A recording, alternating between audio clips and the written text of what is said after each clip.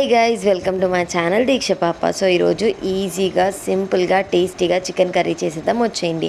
First ఒక గిన్నెలో 3 table spoon of oil వేసుకొని అది బాగా మరిగాక 2 ఆనియన్స్ కట్ చేసుకోండి. పెద్దవైతే 2, మీడియం సైజ్ అయితే 3 వేసుకోండి. వేసుకున్న తర్వాత త్వరగా మగ్గిపోవడానికి కొంచెం సాల్ట్ వేసుకొని పచ్చిమిర్చి వేసుకొని బాగా మగ్గాక 2 టేబుల్ స్పూన్ ఆఫ్ అల్లం ఎల్లిగడ్డ పేస్ట్ వేసుకోండి. అల్లం ఎల్లిగడ్డ పేస్ట్ ఎక్కువ వేసుకుంటే గ్రేవీ ఎక్కువ వస్తుంది. సో దానిలోనే 1/2 టేబుల్ స్పూన్ ఆఫ్ పసుపు వేసుకొని చికెన్ వేసుకొని బాగా మగ్గనివ్వండి. దానిలో వాటర్ అంతా బయటకు వచ్చేసేయాలి. వాటర్ అంతా బయటకు వచ్చేసాక ఇలా 1 టేబుల్ స్పూన్ ఆఫ్ పసుపు అండ్ కొంచెం టొమాటో వేసుకొని బాగా ఉడకనివ్వండి.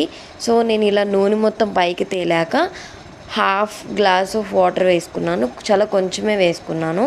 సో ఇది బాగా ఉడకాలి. వాటర్లో ఉడికేసాక లాస్ట్లో కొత్తిమీర కరివేపాకు వేసుకోండి. నేనైతే స్కిప్ చేశాను లేదని. లాస్ట్లో ధనియా పౌడర్ కానీ చికెన్